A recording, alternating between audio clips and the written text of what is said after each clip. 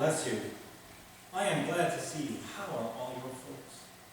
And he grasped me with both hands and shook me as if I had been laboring under a freshening chill. But come, he continued, my chest and pack are below, and I must get them up, so you must excuse me. A few minutes afterward, we separated.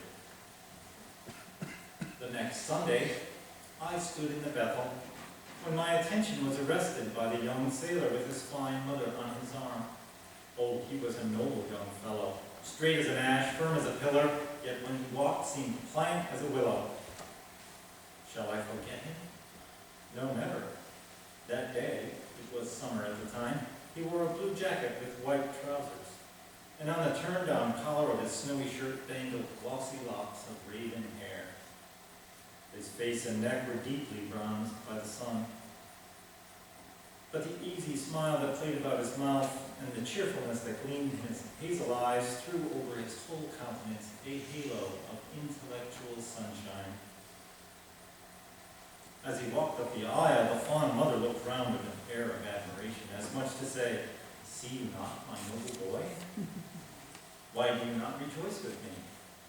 But there was no occasion for it, if such were her thoughts, for wherever he came into view, he was the observed of the observer.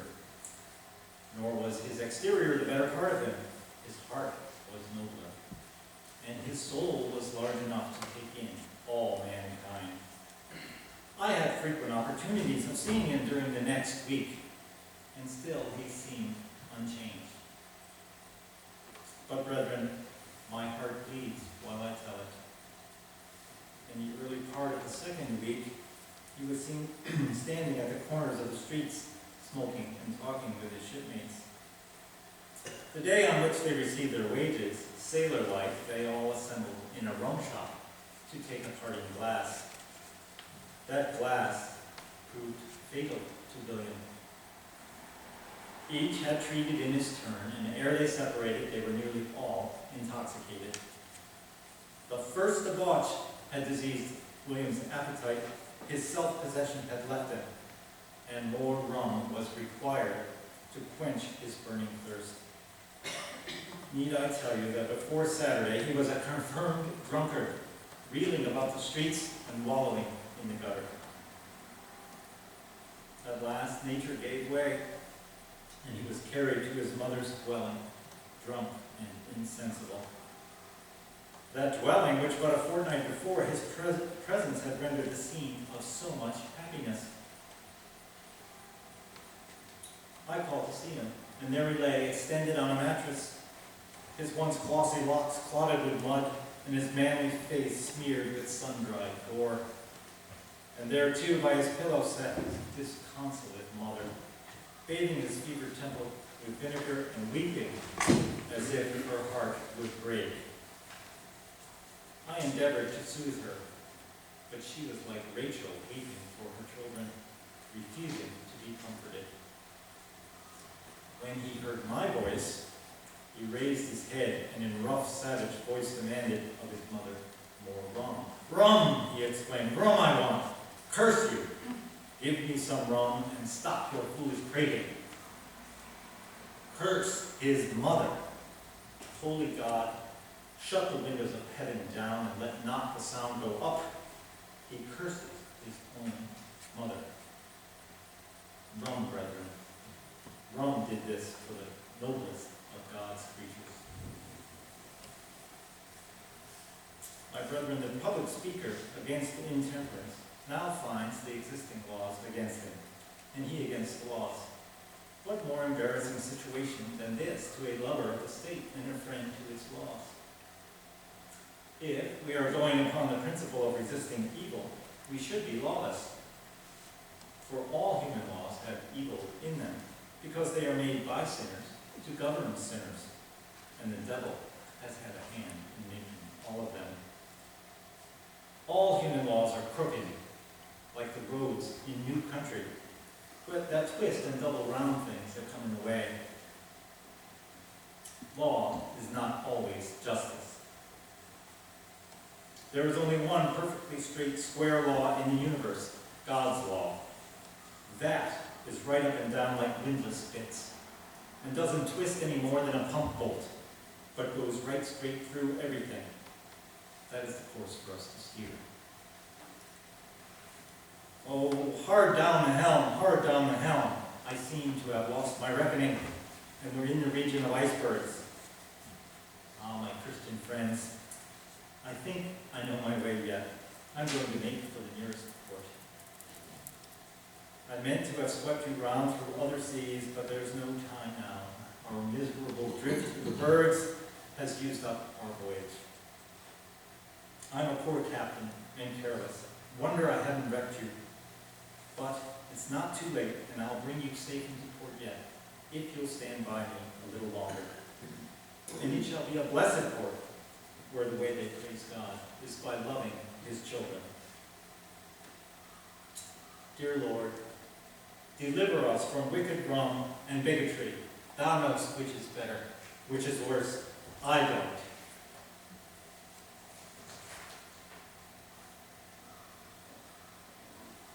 I was asked once how it is that I, if a Trinitarian, am willing to associate with Unitarians.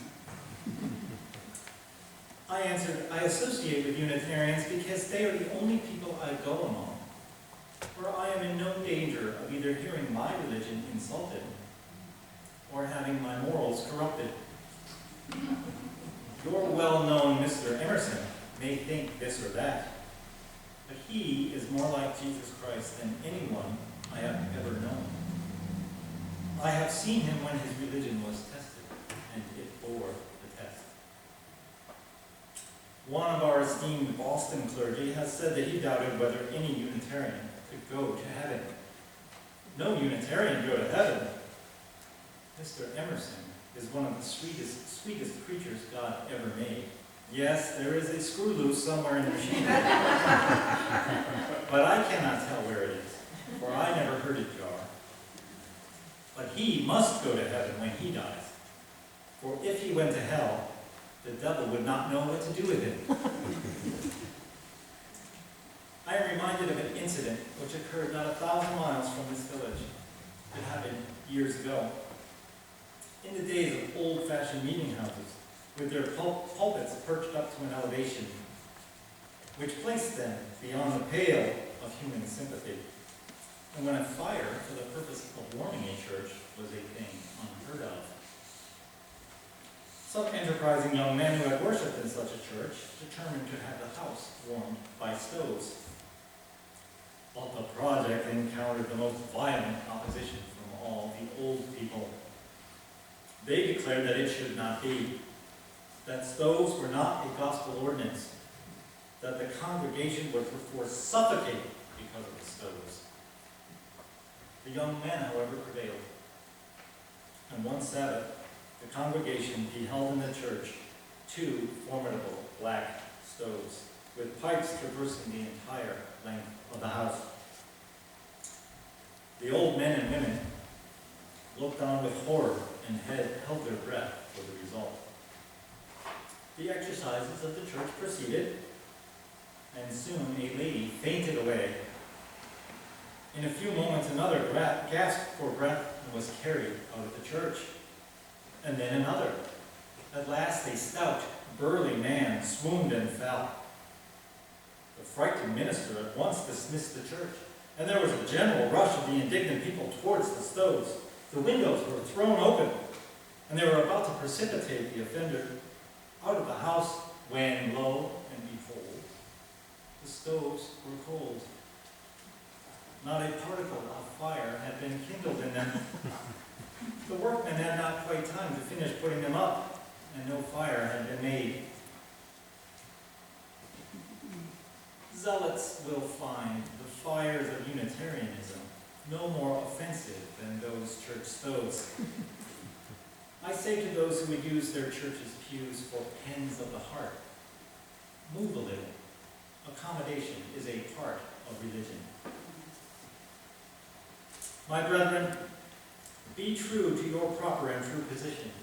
Maintain your old, noble, and triumphant warfare against denominational bigotry and in behalf of the glorious liberty to think. Dig the grave of sectarianism. Dig it deep, and may I be there when it is buried. If you will do it, you shall have the credit of the deed. Be charitable as ever towards those who still wear the straitjacket, and be not much troubled by hard words or acid looks. Such men as those have their work to do, and their day to do it in. Keep on your high and independent course. Cultivate that heart religion which of late has so much increased among you. Live near to God, and do your work faithfully, and you shall find your reward above. You are in a responsible and prominent position. Be equal to it. Preserve your large walk. For when I think of the freedom and boldness with which you are willing to rest upon the truth and the scriptures, avoiding the exclusiveness of almost all other bodies of Christians, I can but remember the speech of an Indian chief who visited Boston with some of his braves and was feasted there in the house of one of our wealthy citizens. The chief surveyed the magnificent parlor, and going to the master of the mansion, thus accosted him. "You are a pretty bird," he said, "in a pretty cage. But my home is in the woods. I walk for a day and then go to my rest, with a day's walk beyond me still. You can only walk round in your cage, but I walk large. Brethren, you walk large, and my hope and desire is that you may always continue to walk large. Go then, brethren, abide your character, live up to its spirit, cling to your principles, God sustain you. Let your lives be untarnished, attend to your business, attend to your church, reproach no one, God bless you, and bless your poor. Farewell."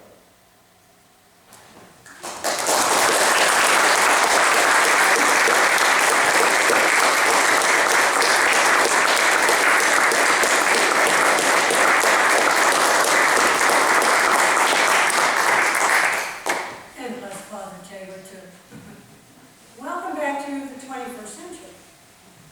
If I can entertain a few questions or commentary, and we'll still be around in the coffee room, but are there any questions or commentary? Yeah. Could you tell us any more about Father Taylor's relationship with Ralph Waldo Emerson and some of the other transcendentalists? 25 words or less. So first, you got to read the book. Since it's not out yet, basically, Father Taylor was in the North End about a little while before Ralph Waldo Emerson was also ordained in the North End as a Unitarian minister. So when Emerson was a young minister, he ministered in the streets of the North End, if you will, pastoral visiting and stuff, along with Father Taylor, and they got to know each other both as friends and colleagues then, and they just remained that way forever, really. They were good friends and mutually admired one another. And through Emerson, he met the rest of the Transcendentalists and was in fact invited to speak before the Transcendental Club. And they were all very impressed with him because he was an uneducated man who was very eloquent. And they were overeducated men looking to be eloquent. They sort of looked at him and said, "This is what we want." There was some humor with No, his father. no, He said, very did serious. he have a good sense of humor, or Oh, did you yeah. kind of put some things together? Or, I only wrote about 30 words of that, really. Most of that's his. As far as I know, he had been illiterate when he became a preacher. And in the beginning, he had to have other people read the Bible to him. But over time, he did learn to read and to write. And he never wrote anything down. Methodist preachers in the old days were discouraged from preaching from notes. We had to do it because we're not 19th century. But he never, even though he became an avid reader, he never got in the habit of writing anything down, and even church business was kept by other people. So nothing survives that letters and diaries, nothing of his but Boston was such a highly illiterate city that everybody that heard him wrote about him. There are lots of, some of this, you can find him in Emerson's journals, you can find him